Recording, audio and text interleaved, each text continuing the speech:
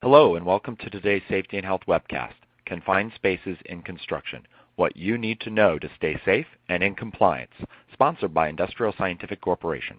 My name is Kyle Morrison. I'm the Senior Associate Editor with Safety and Health magazine, and I'll be moderating today's session. Thank you all for joining us. We'll start the presentation in a few minutes, but first I'd like to go over some housekeeping items. The views of the speaker and his organization are his own and do not necessarily reflect those of the National Safety Council or Safety and Health magazine. Mention of any commercial enterprise, product, or publication does not mean the council or the magazine endorse them. At the end of today's webcast, we'll have a question and answer session. To ask a question, simply type it in the text box located in the lower left-hand corner of your screen, then click the Submit Question button.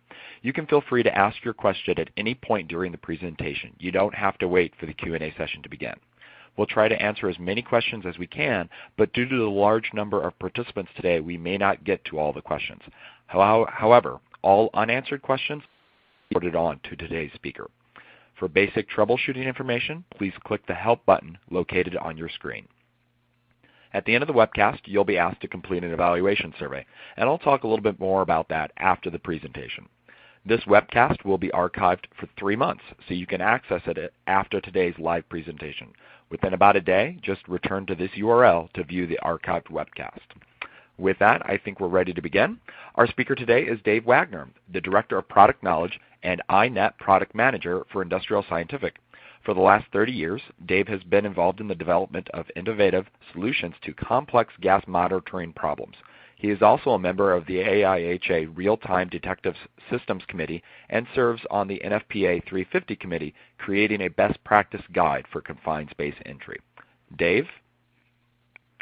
Thank you, Kyle. First off, I want to take an opportunity to thank Kyle and Safety and Health for the opportunity to talk with you all today about confined spaces, and I want to send out a very special happy birthday to Sue Piles from Safety and Health, who has a big birthday coming up here shortly. And also want to thank everyone for taking their time today to join us in this webinar and attend. The response to this has been overwhelming to me in the number of people that have registered and the number of people that are online today. So thank you very much.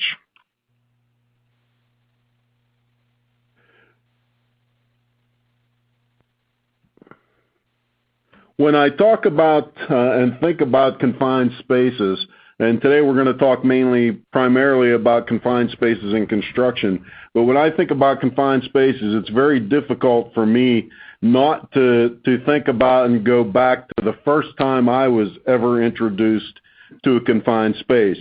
It occurred in 1985 while I was a summer employee at a fossil fuel power station, and I was thrown into a cooling condenser, much like the one you see in this picture, that was used to cool a 300 megawatt turbine generator. And I spent a week stuffing plugs in little holes like you see here and pushing them through with high pressure water spray to clean out that condenser. I can tell you that at the time, I didn't know what a confined space was. I'd never heard of a confined space. I never had seen a confined space or recognized one. But once I crawled through the opening, the hole in that condenser, I knew firsthand what it was. And honestly, it was horrifying. And thinking back on it at the time, there were no laws protecting me. There was no such thing as a pre-entry test. There was no such thing as a gas detector. The experience was both figuratively and literally nauseating, and it was something that I could not imagine doing the same way today as we did it back then. Luckily, a lot has changed over the years. And now we have protections that we didn't have back in 1985. So we're going to go ahead and we're going to start our talk more on confined space as it is today, particularly with construction and particularly focused on the atmospheric testing aspects of confined space entry. We're going to talk a little bit about the background of the legislation, new rules that are now in place for construction, and then some best practices in the atmospheric testing world. So, if we look back at the pre-1993, from 1983 to 1993, NIOSH, Division of Safety Research, looked at 70 confined space incidents that involved 109 fatalities. Now, granted, this is only a fraction of the confined space incidents that occurred over that time period, but NIOSH is a research division. It's not an enforcement division of the Department of Labor. And so they're not compelled to investigate every incident, but they did investigate 70 specific incidents over that 10-year period that involved 109 fatalities. As in many cases, 25 of those incidents involved multiple fatalities, and as is the case, many of those secondary fatalities were would-be rescuers. That was what occurred in the past, and unfortunately, it's what still occurs today. But in 1993, OSHA had recognized that they had to do something about this. There were far too many confined space incidents, confined space fatalities, and injuries, and they introduced CFR 1910.146 to deal with work in confined spaces. It was known as the Confined Space Act of 1993, and it immediately had an impact on confined space work in general industry. Unfortunately, it didn't cover all industries, as special, don't want to say necessarily niche industries, but other industrial segments like maritime and construction had their own safety standards, and they weren't covered by 1910.146. And then some people viewed that as a very good thing. Oh, we don't have to comply with these rules. We don't have to pay any attention to this. And other people viewed it as a very bad thing. Oh, they're not doing anything to protect us. People were looking at it at the time in both ways. Some thought it was great. Some thought it was terrible. But if we come forward a little bit and see what happened after that legislation was introduced and a little more to date, from 1992 to 2005, there were 431 confined space incidents with 530 fatalities due to toxic or oxygen-deficient atmospheres. In one particular 4-month period in 2009, there were 36 fatalities and 6 workers hospitalized in confined spaces. Move up another year to 2010, there were 63 fatalities and 28 workers hospitalized from confined spaces.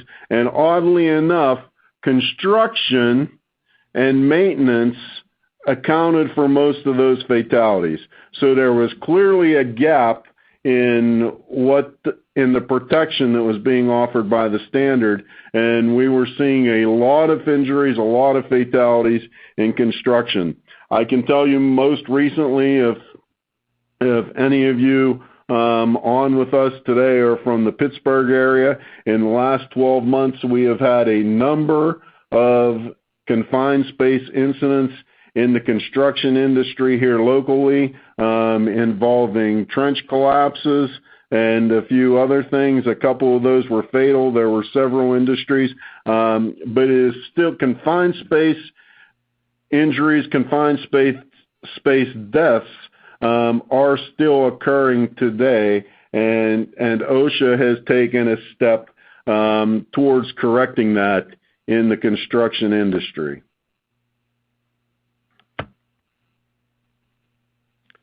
So, what's happened? May 4th, 2015, OSHA introduced 29 CFR 1926 Subpart AA to address confined spaces in the construction industry. They closed a gap that has existed since 1993. And to quote Thomas Perez, U.S. Secretary of Labor, this new rule will significantly improve the safety of construction workers who enter confined spaces. In fact, we estimate that it will prevent about 780 serious injuries every year. That's significant. Let's hope that he's right about that, and we can protect even more workers than they anticipate with this new legislation. So let's take a look at what the new rules for construction actually say. They give a very, very solid definition to permit required confined spaces, and I'm going to go ahead and read that. And it's a permit required confined space is a confined space that has one or more of the following characteristics. It contains or has potential to contain a hazardous atmosphere. It contains a material that has the potential for engulfing an entrant.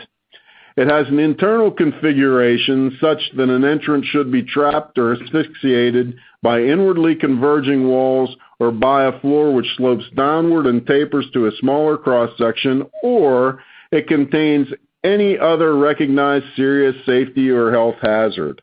That language should be very familiar. It is virtually identical and word for word the same as the language that defined a permit required confined space in 1910-146, and now it applies to the construction industry. And I don't want to minimize the rest of the definition, but the most important part of the part that we're really going to talk about today is number one. It contains or has a potential to contain a hazardous atmosphere. Very clearly a serious issue within confined spaces and confined space entry procedures.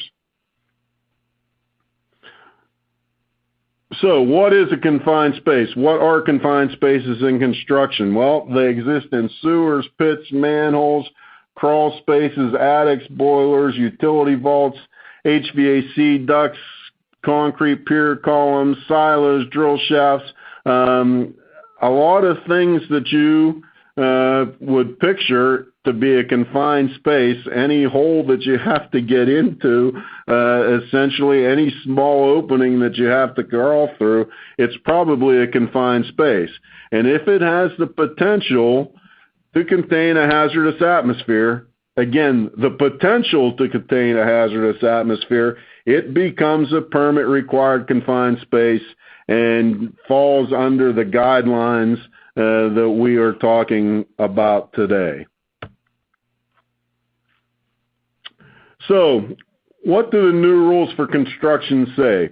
Well, first, they deal with pre-entry testing of the atmosphere of a confined space. And I will read this word for word from the legislation. On pre-entry testing, it says, before an employee enters the space, the internal atmosphere must be tested with a calibrated, direct reading instrument for oxygen content, for flammable gases and vapors, and for potential toxic air contaminants in that order.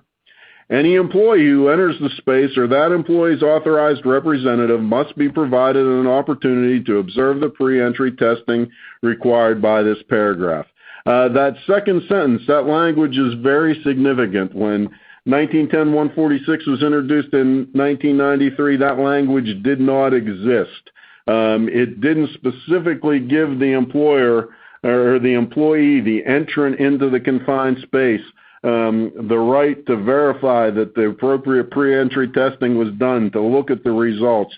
That language was added later as an afterthought, but it's spelled out very specifically in a couple of areas in the new construction standard. If you are entering a confined space, you have the right, guaranteed by the regulation, to witness the testing, to see that it was done properly, to verify the results, and ensure for yourself that atmosphere that you are about to go into is safe to enter.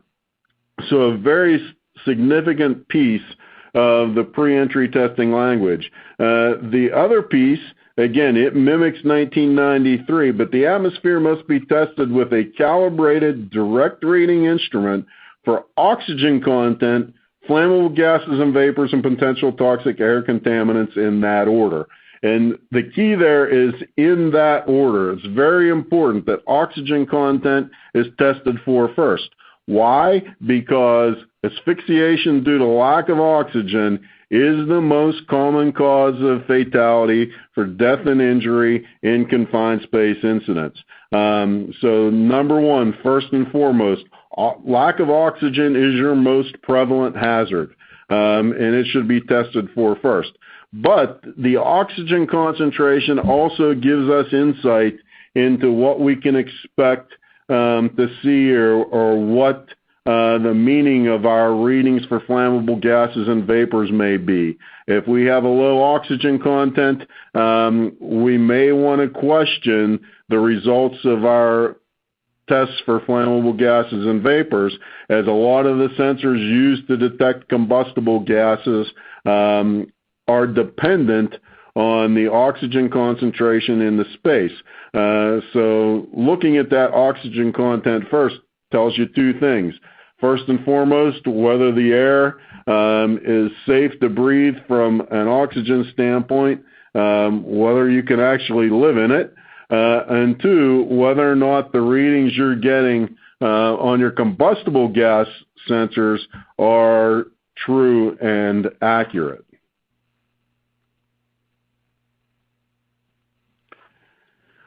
The new rules went a step further, though, beyond pre-entry testing, and it talks about atmospheric monitoring during entry, after the pre-entry test is done. Under 1910-146, there wasn't a lot of discussion about what you did after you did a pre-entry test in a confined space, and I can tell you that the standard practice in most cases is to put the gas detector away and go do something else. 1926 subpart AA addresses that a little bit differently in terms of monitoring the atmosphere and the space after entry. And again, I'm going to read this verbatim because the language here that's used in the standard is very important. It says the atmosphere within the space must be continuously monitored unless the entry employer can demonstrate that equipment for continuous monitoring is not commercially available or periodic monitoring is sufficient. If continuous monitoring is used, the employer must ensure that the monitoring equipment has an alarm level that will notify all entrants if a specified atmospheric threshold is achieved, or that an employee will check the monitor with sufficient frequency to ensure that entrants have adequate time to escape. If continuous monitoring is not used, periodic monitoring is required. All monitoring must ensure that continuous forced air ventilation is preventing the accumulation of a hazardous atmosphere. And again, any employee who enters a space or that employee's authorized representative must be provided with an opportunity to observe the testing required by this paragraph. So, they take a very strong stance in this standard on continuous monitoring. And they say the continuous monitoring is required unless the equipment's not commercially available. And I can tell you, the equipment for continuously monitoring the atmosphere in a confined space is certainly commercially available in all but a few very rare instances. So you're not going to get out of it that way.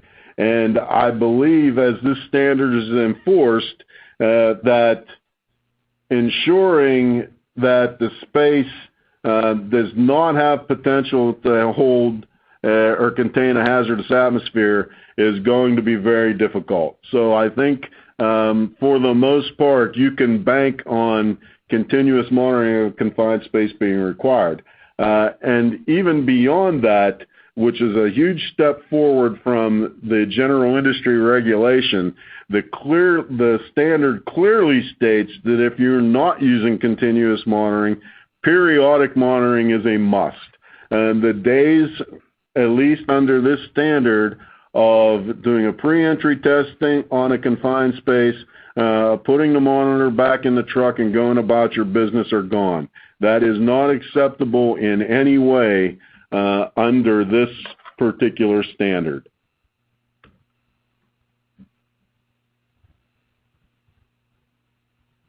So, those are what the regulations have to say in terms of atmospheric testing for pre-entry testing and continuous monitoring.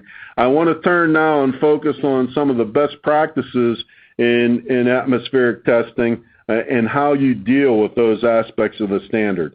First and foremost, the atmosphere must be tested with a calibrated direct reading monitor. Many have become convinced, some of you have probably become convinced that a calibrated direct reading monitor for confined space entry testing means a four-gas instrument. There is nothing in this regulation, there is nothing in any confined space standard that says that a four-gas monitor that detects oxygen, combustible gases, carbon monoxide, and hydrogen sulfide is a pseudo-confined space monitor that's appropriate to do pre-entry testing in every confined space. It is not. You need to make sure that the monitor you're using has the right sensors to detect the hazards that your hazard assessment has determined exist in that space. If you're going to have a confined space entry program, you're going to have to evaluate your spaces. You're going to have to do a hazard assessment, what the potential hazards are in every space. And if your hazard assessment says that chlorine may be a potential hazard in this confined space, then clearly a four-gas instrument that detects COH2S along with oxygen and combustible gases is not going to do the job for you. You have to have the right sensors to do the job. And the regulation only stipulates that your monitor absolutely has to have an oxygen sensor and a combustible gas sensor of some type. Beyond that, it says other potential hazards. So the definition and the sense that many have that four-gas monitor is the right tool for the job isn't in any way correct, and you need to have a monitor that conforms to the requirements that your hazard evaluation has set forth. So I can't stress that enough. Make sure that your monitor has the right sensors to do the job. Pre-entry testing requires sampling from outside the space. Naturally, it's kind of common sense. I have to test the space before I enter it, before anyone enters it, so I'm going to have to test it from outside the space. And that requires taking a sample from inside the space. So you need to use a monitor that has a sampling pump with tubing, if it's with a flexible tubing, if it's a vertical entry space, or a rigid sampling probe if it's a horizontal entry space. Still today, we see too many people doing confined space work that want to tie the monitor onto a rope and drop it down inside the space, or extend it on some type of probe and stick it inside the space to do their pre-entry testing. And as a best practice, and as a manufacturer's recommendation, that certainly is not acceptable. If you're doing a vertical entry on a 50-foot tank and you drop the monitor down inside the tank and you're not fully aware of what's at the bottom of the tank, the monitor usually ends up in something it's not supposed to be in, and is not very good for it. And you don't get very good readings after that, if you get any at all. On top of that, you'll drop the instrument down into the tank. It will go into alarm. You won't have any clear indication of where the hazard within the space is located at. As gases tend to stratify within the space, you won't get a good idea of that. And you might say, well, we can bring our instrument up and we can look at the peak readings on it. But yes, you can, but you will never know for certain where that peak reading occurred. It's just not a good practice to drop the monitor inside a space. I can almost assure you the damage that you will cause to the monitor will cost you more than buying a sampling pump from the monitor in the first place and drawing the sample from outside the space before anyone goes inside. So always in your pre-entry testing, you want to use a monitor with a sampling pump. Whether it's a detachable pump or an integral pump doesn't really matter, but you want to have a sample pump that's capable of drawing a sample from inside that space and giving you a reading outside before your entry. First and foremost, I cannot stress this enough, you have to make sure the monitor that you're using is tested before use. The standard refers to a calibrated direct reading instrument. It doesn't give you any real specifics to the frequency of calibration or what's required in calibration. It says you have to have a calibrated direct reading instrument. If it's calibrated right before you do the pre-entry test, I'm willing to say, okay, that's good enough. If it hasn't been calibrated immediately before, then you need to test that monitor before you use it to test the space. And again, I can't stress this enough. The only way to know that a gas monitor is capable of detecting the gas as it's supposed to is to test it with that gas before using it. That's the only way. There will be people that tell you you don't need to do that. There will be manufacturers that you encounter that say their instruments don't need to be tested. We call that a bump test. They'll tell you their instruments don't require bump testing. You will hear a lot of stories. The only one you're going to hear that is true is the only way that you will ever know that a gas monitor that you have in your hand is capable of detecting the gas that it's supposed to is to test it with that gas. That's the only way. The technology within the sensors in the instrument doesn't really allow for anything else. And if you want to guarantee your safety, you're going to test the atmosphere. You're going to test the monitor before you use it to test the atmosphere that you're going into. If any of you know me and have heard me talk about this before, you know that I will always stress this, and I can talk about this almost endlessly. That's how important it is to test your monitor before use. It's like putting your foot on the brake of in your car before you drive down the street. You wouldn't get in your car and leave your driveway without knowing that the brakes are working, and you don't want to go into a confined space having tested the atmosphere with a monitor that you didn't know was working properly when you did it. So again, I'll jump off my soapbox, but I cannot stress this aspect of atmospheric testing enough. Continuous monitoring, as we pointed out, is a requirement. It's a best practice. There have been people saying that it's a best practice for years. Again, very few people doing it. But the atmosphere within a confined space will change. It will change based on the conditions. It might change based on the temperature outside. It will certainly change based on the work that's taking place inside the space. And the only way you will know if you're creating a hazard in the space or if one is being created inadvertently due to other conditions is to continuously monitor the atmosphere within the space. There's a number of ways to do that. I personally think the best way to do that is to put a monitor on every entrant inside the space. So as they're moving through the space, they will know what's going on. The standard clearly says that there has to be an alarm that notifies every entrant that a hazard exists within the space and that they need to evacuate it. And the best way to do that is simply put a monitor on every entrant in the space. In the early days of 1910-146, that was virtually inconceivable.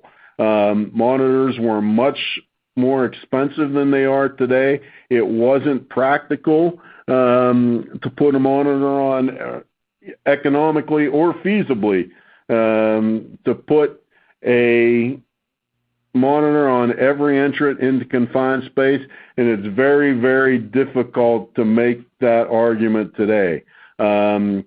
Continuous monitoring, as with bump testing and testing before use, you may say it's just not practical for us to do this. It's too expensive, it costs too much, it's not feasible, it's not practical. But I can tell you, it's not practical or feasible to have to do a rescue on a confined space either, or to have a fatality or a serious injury due to an atmosphere in a confined space because you have to pull someone out. That's not financially or practically feasible either, and much less so than simply putting a monitor on every entrant going into the confined space. So certainly continuous monitoring is a requirement, and far beyond it being a requirement, it is a best practice for any confined space entry, not just within construction. Understand how your monitor works. We can make the best gas detector in the world. It can be the highest quality, most reliable instrument known to man. And we like to believe that we do. But if that monitor is not used properly, it's not used the way it's intended to be, if the person carrying it doesn't understand how it's to be used, it's not going to do anyone very much good. It will only save your life if it's used properly. So entrants, the person responsible for doing pre-entry testing and continuous monitoring in confined space should be trained very clearly on how to use the monitor, how it functions, what the readings mean, what might interfere with the sensors and give you some false readings or readings that you wouldn't expect on the monitor. All of these things need to be understood clearly by the user before you pick up a monitor and take it out to do testing for a confined space entry. Many of the manufacturers have many different options available for training on gas monitors to help you along. Many, like Industrial Scientific, we have online training programs and tutorials that you can go through at your own pace, at your own leisure, to understand exactly how the monitor that you have works, what its capabilities are, what its limitations are. Something that you need to take very seriously in terms of the atmospheric testing requirements of the standards. And I would say this: if you are a designated gas tester, as they're called sometimes, or you're using a gas monitor in confined spaces, then I would say it'd be well worth it for you to take a day or 2 days and visit your manufacturer and attend a training session, a training course that your manufacturer puts on, and really learn how to use the instrument, understand what the instrument does, and what makes it tick. You will be much safer. So that really wraps up the discussion about atmospheric testing in confined spaces. Just to wrap things up, regulations have been developed, and they exist to make sure everybody who enters a confined space comes back out of it alive. Again, I can't stress it enough to make sure that your safety is the number one priority, that you do come out of every confined space at the end of every entry alive. Look at the legislation, understand the legislation, and follow the rules. If you want to learn more about confined spaces in construction, we have a white paper available that you can find on our website, www.indsci.com, Confined Space in Construction. Or I would encourage you to go to the NFPA, visit www.nfpa.org, and look at NFPA 350, which is a best practice guide to confined space entry that's been developed over the last 2 years and just released. that looks at all aspects of confined space entry and details best practices in all areas of confined space entry, not just from the atmospheric testing side, but in all aspects of it. So thank you very much again for attending today. I'll turn things back over to Kyle, and we will address some questions. Great. Thank you for that wonderful presentation, Dave. Before we start the Q&A, I wanted to remind everyone about the evaluation survey I mentioned at the top of the hour.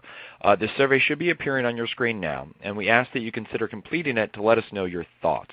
Your input is important because it helps improve future webcasts.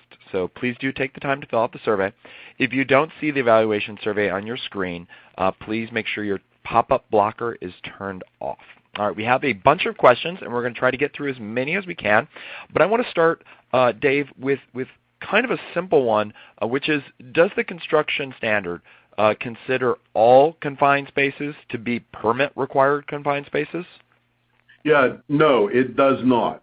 There is a distinction between a confined space, just a general confined space, and a permit-required confined space. And it doesn't say that all confined spaces are permit required or all confined spaces require atmospheric testing.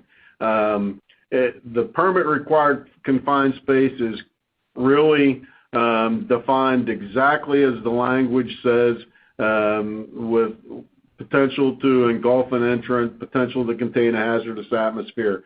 And it goes beyond those standard definitions or standard aspects of a confined space, which are not designed for human occupancy, limited means of entry and egress. So no, not all confined spaces are permit required, and therefore not all permit required confined spaces require atmospheric testing. However, when we developed NFPA 350 and we looked at confined spaces, we chose not to distinguish. As a best practice, we chose not to distinguish between a permit required confined space or a general confined space, and we chose to write the guidelines from the standpoint that atmospheric testing in any confined space, permit required or not, is a best practice.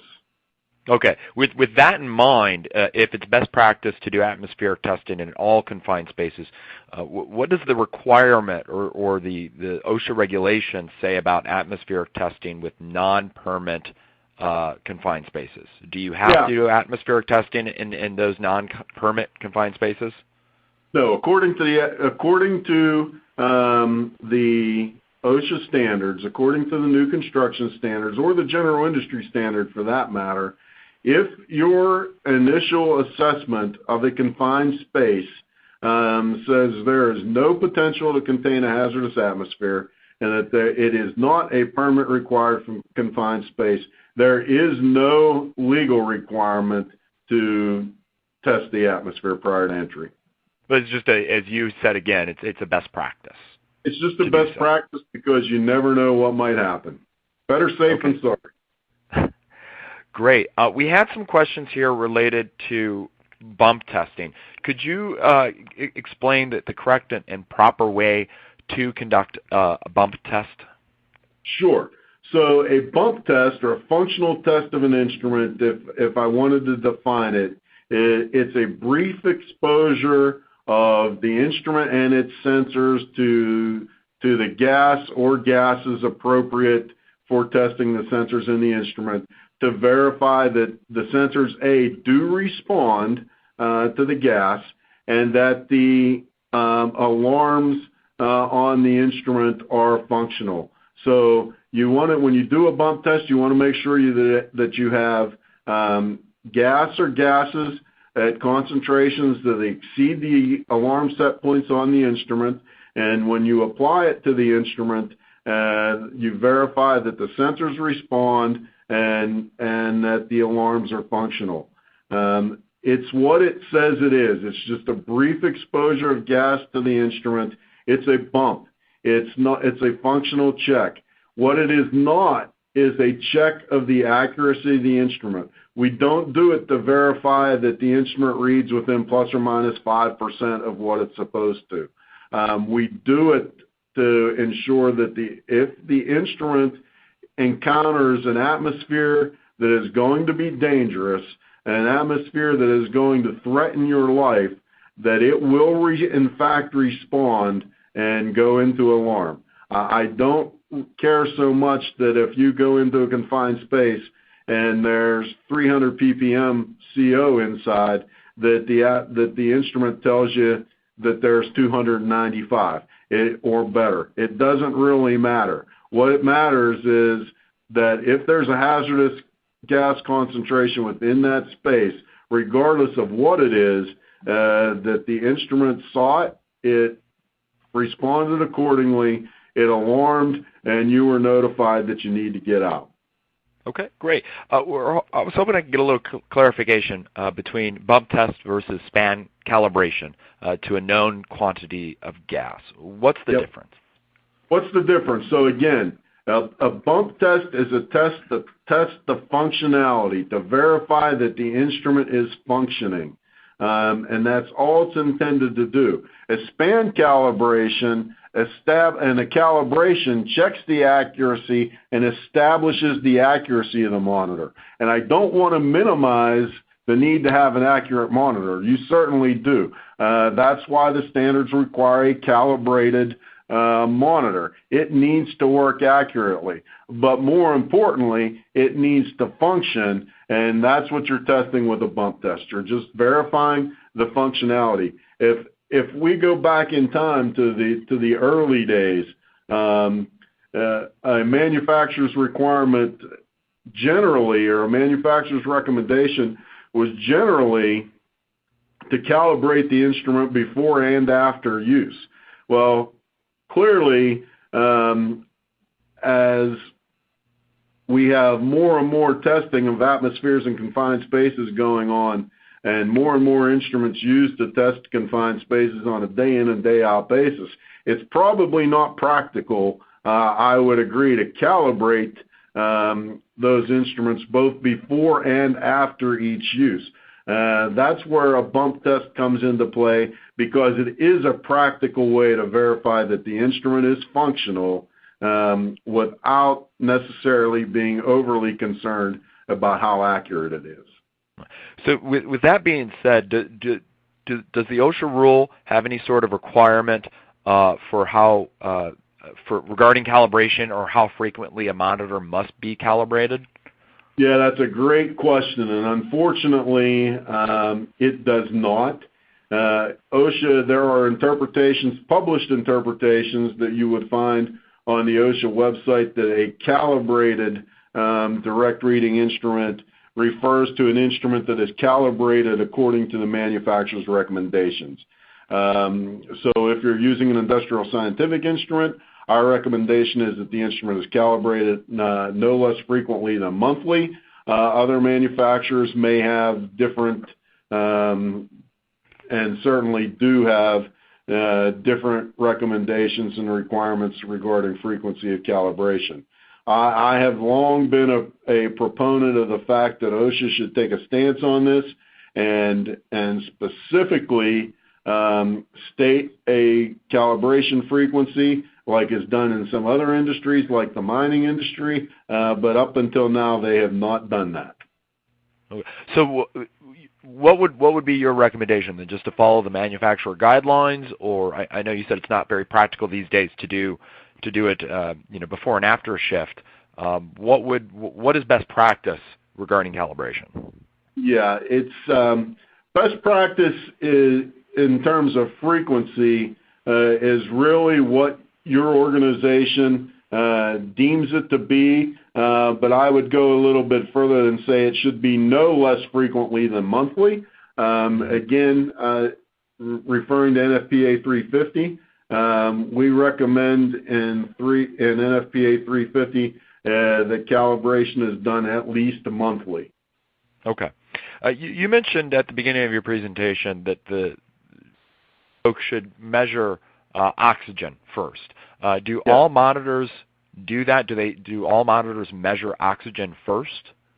Yeah, that's a great question. Well, in fact, virtually every detector that's out there today, every monitor that would be used for confined space entry testing, detects all of the hazards simultaneously. So there generally isn't a need to be concerned practically with doing oxygen first, because they're all going to be done at the same time. If for some reason you were using multiple instruments to detect multiple hazards, then you would certainly want to do oxygen first. But that doesn't really come into play very much today, where the monitors are designed to detect multiple hazards simultaneously. Okay. Now, how does oxygen content affect the flammable gases and vapor readings specifically? Sure. So the most common technology for detecting combustible gases in an atmosphere is the catalytic diffusion, or the catalytic bridge, or Wheatstone bridge type of sensor. That sensor is heavily dependent on oxygen to produce an accurate reading, because those sensors essentially work by burning the gas that it's trying to detect. So without oxygen, it can't do that. The sensor can't burn the gas. So most manufacturers recommend a minimum oxygen concentration to get accurate readings. There is no hard and fast answer to this. In our case, that oxygen concentration that we recommend is 10%. We say that if the oxygen concentration is below 10% by volume, that you need to be concerned about the accuracy of your combustible readings. And if it is below 10%, there is a strong likelihood that your combustible gas readings are going to be low. Other manufacturers differ in terms of what that concentration is. Some say 12%, some say 15%. There is some level that it's dependent on exactly what sensor is being used. So there's not one answer that covers everything in that case. But from our standpoint, it's 10%. Okay, great. We had another question regarding calibration, and this is in terms of rented instruments. What if someone rents an instrument and it comes calibrated, or they say it comes calibrated? Is that good enough, or should that renter perform calibrations themselves? Yeah, generally speaking, when someone's renting instruments and those instruments do go out calibrated, that calibration generally should be good enough. I would still encourage that the user of that instrument does a bump test before using the instrument. I wouldn't say that they necessarily need to calibrate it again, but bump testing it is, I still say in that case, is a must, and definitely the best practice to follow.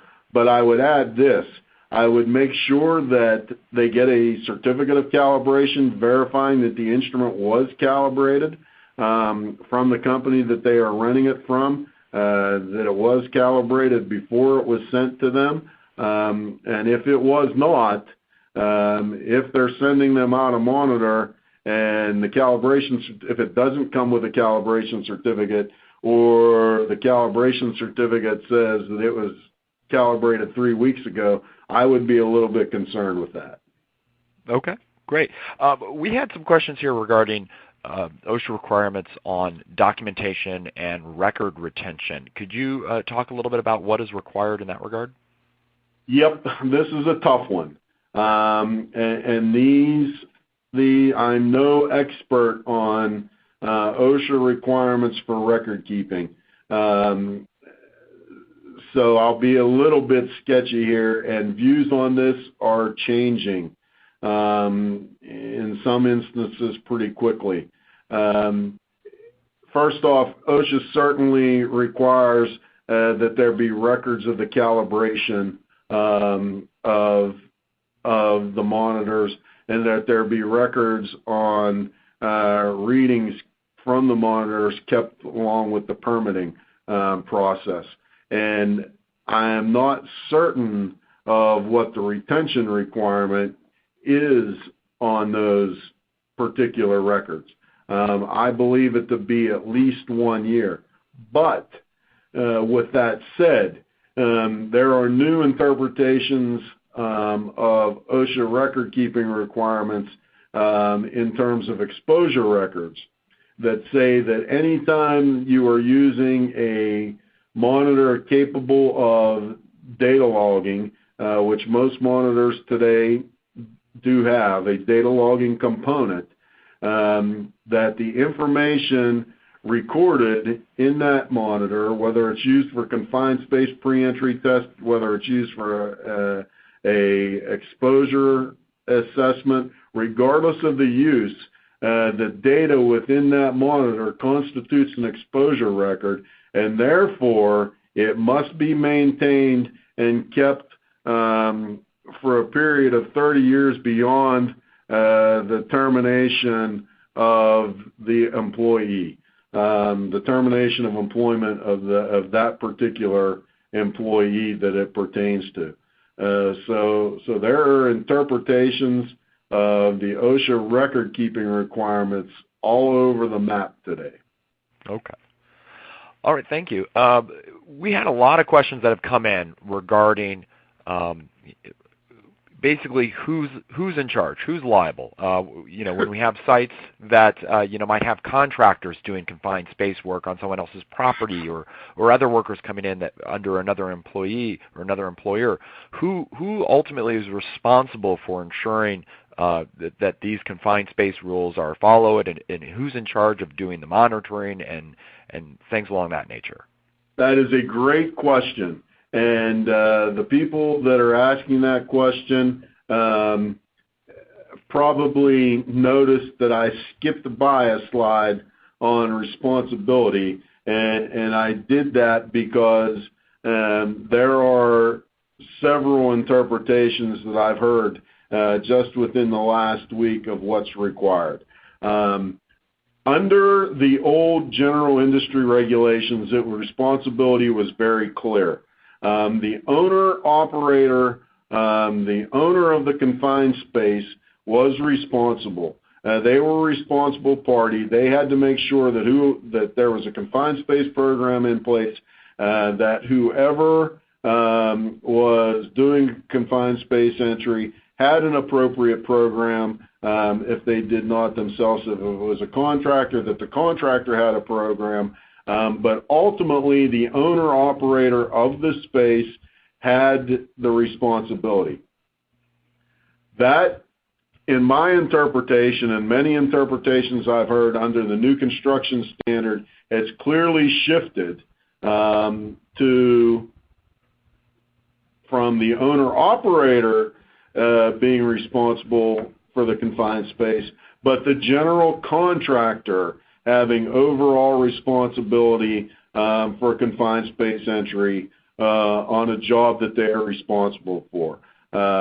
So the responsibility is transferred from the owner-operator to the general contractor. So the general contractor is responsible for having a written confined space program and seeing that it's adhered to. The general contractor is responsible for all entrants into a confined space, regardless of who the entrant employer actually is, regardless of who the subcontractor is entering the confined space. As I interpret the regulation, and many others have as well, it's the general contractor who holds that responsibility. Should the owner, in those cases, should the owner and operator, touch base and kind of oversee and make sure that things are being followed? Would you recommend that they keep tabs in that regard? I would say it's definitely in their best interest.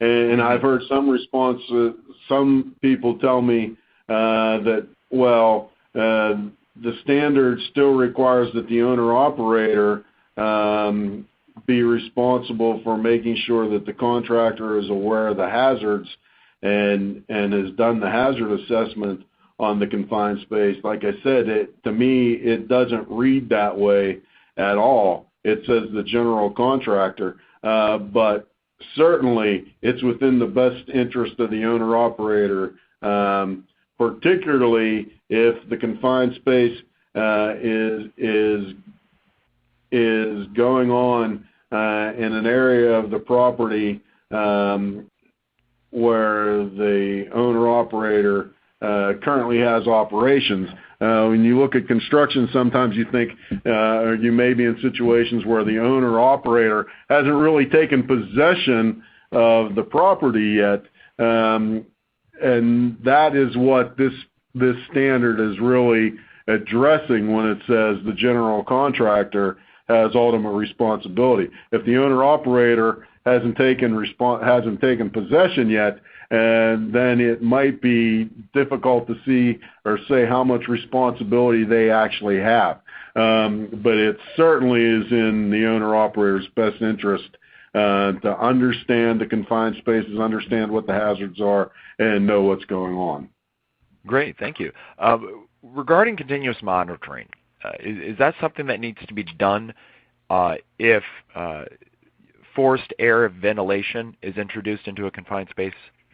Yes, it has to be done to ensure that the ventilation is working adequately. Okay, so continuous monitoring means continuous monitoring, period. Yes, continuous forced air ventilation does not supersede continuous monitoring. Okay, great. You mentioned NFPA 350. Now, who should be complying with that, and how does it relate to the OSHA construction standards? That's a great question. NFPA 350 is not a compliance standard. No one has to comply with what we've laid out and what we've called out in NFPA 350. NFPA 350 was designed to be a best practice guide to confined space entry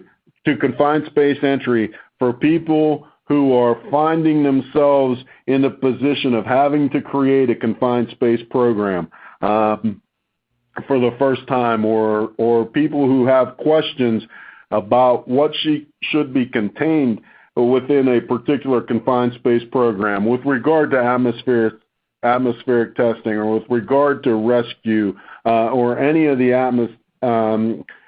aspects of confined space entry. It's a best practice guide. It's a resource for helping one create a good, solid confined space program based on best practices.